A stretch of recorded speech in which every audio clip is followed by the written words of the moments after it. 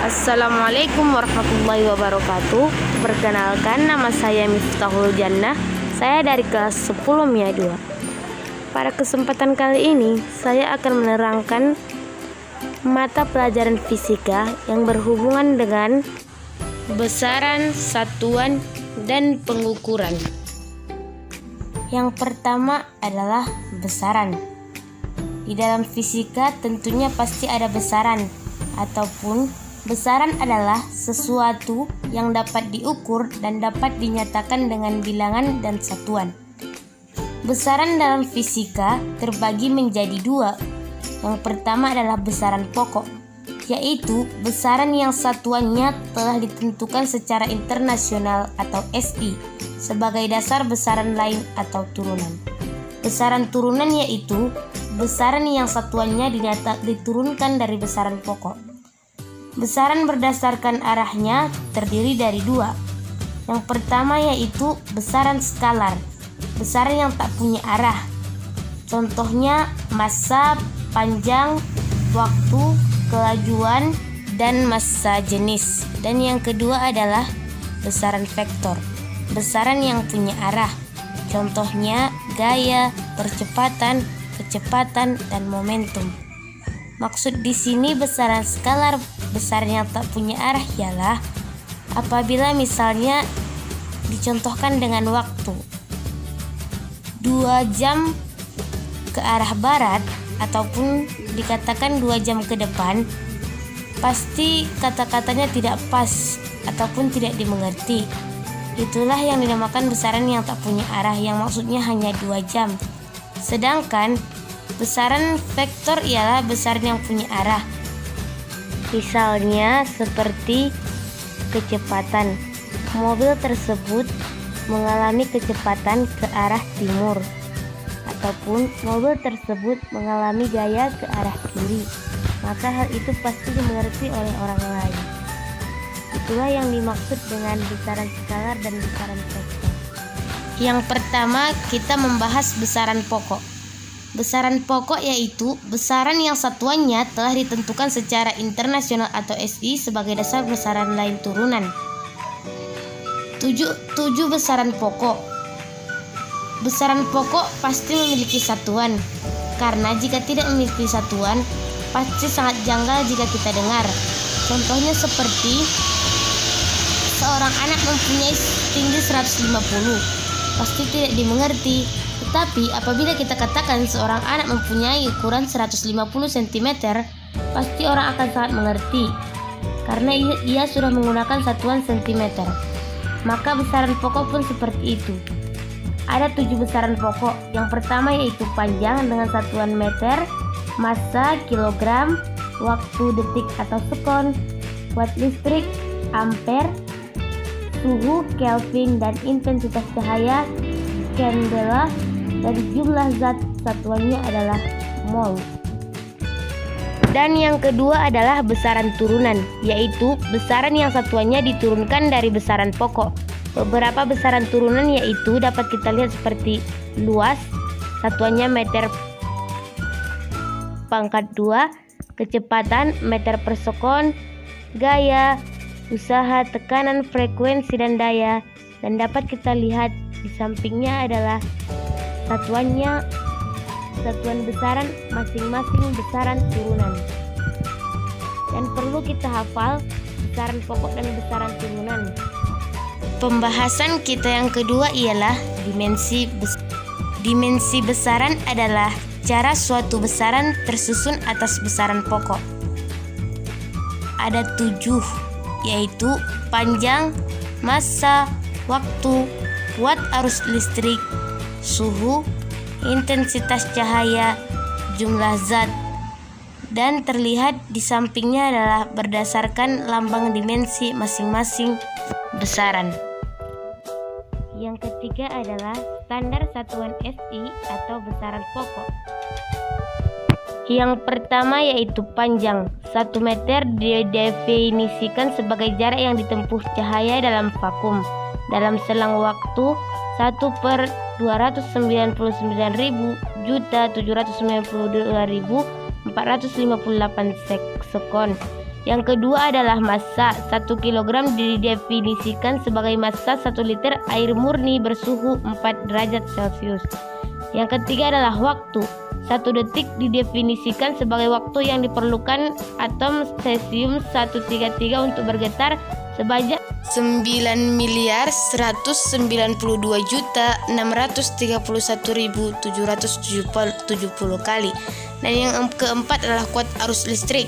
1 ampere didefinisikan sebagai kuat arus yang dialirkan melalui 2 buah kawat yang sejajar dan diletakkan pada jarak pisah 1 meter dalam waktu vakum, menghasilkan gaya 2 kali 10⁻⁷ Newton tiap meter kawat. 5 adalah suhu. 1 Kelvin didefinisikan sebagai 1/273.016 kali suhu termodinamika titik triple air. 6 intensitas cahaya. 1 kandela didefinisikan sebagai intensitas cahaya suatu sumber cahaya yang memancarkan radiasi monokromatik pada frekuensi 540 kali 10⁻12 Hz dengan intensitas radiasi sebesar 1/683 W/SR. 7 jumlah zat. 1 mol didefinisikan sebagai jumlah zat yang mengandung zat elementer sebanyak atom yang terdapat pada 0,012 kg karbon sampai 12. Yang keempat adalah pengukuran. Pengukuran terbagi menjadi 2. Yang pertama yaitu pengukuran tunggal. Adalah pengukuran yang dilakukan terhadap suatu besaran sebanyak 1 kali saja. Dan yang kedua adalah pengukuran berulang. Adalah pengukuran yang dilakukan terhadap suatu besaran secara berulang-ulang untuk mendapatkan akurasi dalam pengukuran. Kesalahan pengukuran sistematis dapat diakibatkan oleh beberapa faktor, yaitu seperti keterbatasan ketelitian alat ukur, ataupun kesalahan pengaturan atau kalibrasi alat ukur, atau kesalahan sudut pandang atau paralaks saat membaca alat ukur, dan kesalahan akibat penyederhanaan nilai atau sistem, dan bisa juga kesalahan pengukuran tunggal sehingga tidak akurat. Oleh karena itu, kesalahan relatif atau batas suatu toleransi pengukuran harus selalu dicantumkan ataupun dituliskan dalam hasil pengukuran agar mendapatkan suatu hasil yang akurat dan benar. Berikut adalah alat ukur besaran pokok seperti panjang. Alat ukurnya adalah mistar, jangka sorong, mikrometer sekrup. Yang kedua, massa. Alat ukurnya adalah neraca atau timbangan. Ketiga, waktu. Alat ukurnya adalah stopwatch. Dan yang keempat, suhu. Termometer adalah alat ukurnya. Yang kelima, kuat arus listrik. Alat ukurnya adalah amperemeter. Yang keenam, jumlah molekul. Alat ukurnya dia tidak diukur secara langsung. Dan yang ketujuh adalah intensitas cahaya. Alat ukurnya berupa light meter. Berikut adalah alat ukur mistar atau penggaris. Penggaris sering kita gunakan dalam kehidupan sehari-hari. Dan mistar digunakan untuk mengukur suatu panjang benda mempunyai batas ketelitian 1 mm. Dapat kita lihat gambarnya seperti pada layar. Yang kedua adalah alat ukur jangka sorong. Jangka sorong digunakan untuk mengukur suatu panjang benda mempunyai batas ketelitian 0,1 mm. Gambar ataupun macam jangka sorong bisa kita lihat pada gambar ataupun layar pada video ini. Yang ketiga adalah alat ukur mikrometer sekrup. Mikrometer sekrup digunakan untuk mengukur suatu panjang benda yang mempunyai batas ketelitian 0,01 mm. Gambar mikrometer sekrup ataupun bentuk alat mikrometer sekrup dapat kita lihat pada gambar ataupun layar pada video ini. Yang keempat adalah alat ukur neraca. Neraca digunakan untuk mengukur massa suatu benda. Neraca biasanya kita gunakan apabila kita ingin mengukur suatu massa benda pada saat kita melakukan praktikum. Bentuk alat ukur neraca dapat kita lihat pada gambar di layar. Ada dua macam bentuk neraca. Alat ukur selanjutnya adalah stopwatch. Stopwatch digunakan untuk mengukur waktu yang mempunyai batas ketelitian sampai 0,01 detik. Stopwatch biasanya digunakan dalam perlombaan-perlombaan olahraga yang digunakan untuk mengukur kecepatan para finalis dalam menempuh waktu dalam mengikuti lomba tersebut. Selanjutnya ada termometer. Termometer digunakan untuk mengukur suhu. Termometer biasanya kita gunakan apabila ketika kita di dalam rumah ada seseorang yang demam. Maka pastinya kita akan mencari termometer untuk mengukur berapa panas suhu badan demam tersebut. Selanjutnya ada amperemeter. Amperemeter digunakan untuk mengukur kuat arus listrik. Amperemeter biasanya digunakan dalam bidang kelistrikan. Bentuk amperemeter dapat kita lihat pada gambar ataupun layar video ini. Lalu alat ukur selanjutnya ada speedometer. Speedometer digunakan untuk mengukur kelajuan. Alat ukur ini biasanya dapat kita lihat pada monitor di dalam sebuah mobil. Supir pasti akan melihat benda tersebut untuk mengetahui berapa kelajuan yang digunakannya ketika mengendarai mobil tersebut. Lalu ada alat ukur dinamometer. Dinamometer digunakan untuk mengukur besarnya gaya. Bentuk alat dinamometer dapat kita lihat pada layar ataupun papan tulis pada video berikut ini. Selanjutnya ada alat ukur hygrometer. Hygrometer digunakan untuk mengukur kelembaban ataupun kelembapan udara. Contoh alat ukur ini ataupun bentuk alat ukur ini bisa kita lihat pada gambar video berikut. Kemudian ada alat ukur ohmmeter dan voltmeter. Ohmmeter digunakan untuk mengukur hambatan listrik, sedangkan voltmeter digunakan untuk mengukur tegangan listrik.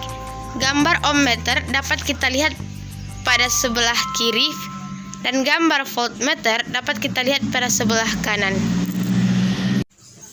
Dan alat ukur yang terakhir adalah barometer. Barometer digunakan untuk mengukur tekanan udara luar. Bentuk alat ukur barometer dapat kita lihat pada gambar di video ini. Dan poin yang kelima adalah penggunaan alat ukur. Penggunaan alat ukur yang pertama kita bahas adalah jangka sorong. Jangka sorong adalah alat ukur panjang yang memiliki ketelitian 0,1 mm atau 0,01 cm. Cara mengukur dengan alat jangka sorongnya itu terlihat pada gambar. Ada dua skala. Yang pertama skala utama. Skala utama adalah skala yang ada pada garis atas. Dan skala non-news adalah skala yang berada di garis yang bawah. Skala non-news adalah skala yang bisa digeser-geser. Dan pengukuran jangka sorong dihasilkan dengan menambahkan skala utama dan skala non-news. Cara mencari skala utama adalah kita lihat pada ujung paling kiri ada angka 3 cm. Maka dihitung hingga garis paling dekat dengan 0 di skala non-news. Ada satu garis yang paling mendekati dengan 0. Maka dihitung X utama menjadi 3,1 cm. Sedangkan skala non-news adalah skala yang berimpit dengan skala utama. Maksudnya kita mencari garis yang sejajar dengan garis yang ada di skala non-news. Pada gambar dapat kita lihat di angka 7. Maka kita hitung dari angka 0. Satu garis dihitung 1. Maka jika kita hitung terdapat 7 garis. yang sejajar dengan garis 0. Maka skala non-Gaussnya adalah 0,07 karena tadi titik ketelitian dari jangka sorong adalah 0,01. Maka skala non-Gauss 7 dikali 0,01 menjadi 0,07. Maka kita akan menambahkan skala utama ditambah skala non-Gauss, yaitu 3,1 ditambah 0,07 hasilnya adalah 3,17 cm. Maka hasil pengukuran jangka sorong pada video ini adalah 3,17 cm. Yang kelima adalah penggunaan alat ukur panjang mikrometer skrup. Mikrometer skrup adalah alat ukur panjang dengan ketelitian 0,01 mm atau 0,001 cm. Cara mencari ataupun membaca mikrometer skrup adalah yang pertama, garis sebelah kiri dinamakan skala utama, sedangkan garis yang di sebelah kanan dinamakan skala non-Gauss ataupun yang dapat digeser. Caranya yaitu kita harus menambahkan skala utama ditambah skala non-Gauss. Cara mencari skala utama adalah skala terpanjang yang masih dapat terbaca. Maksudnya di sini adalah garis yang paling mendekati dengan skala non-Gauss. Dapat kita lihat bahwa 3 paling mendekati skala non-Gauss. Tapi ada satu garis di bawah, maka dihitung setengah menjadi 3,5 mm. Sedangkan skala non-Gaussnya adalah skala yang berimpit ataupun segaris dengan skala utama. Dapat kita lihat ada satu garis. Terdapat 37, dihitung dari angka 35, 36 sampai 37. Maka X non-Gaussnya adalah 37. Lalu dikalikan dengan ketelitiannya 0,01. Jadi 37 dikali 0,01 menjadi 0,37. Maka dijumlahkan skala utama ditambah skala non-Gauss adalah 3,5 ditambah 0,37 adalah 3,87 mm. Lalu kita juga dapat mencari ketidakpastian dalam alat ukur mikrometer skrup tersebut dengan cara menambah L sama dengan X ditambah plus minus delta X. Delta X maksudnya di sini adalah ketidakpastian. Maka X tadi sama dengan 3,87 mm ataupun jumlah dari skala utama dan skala non-Gauss.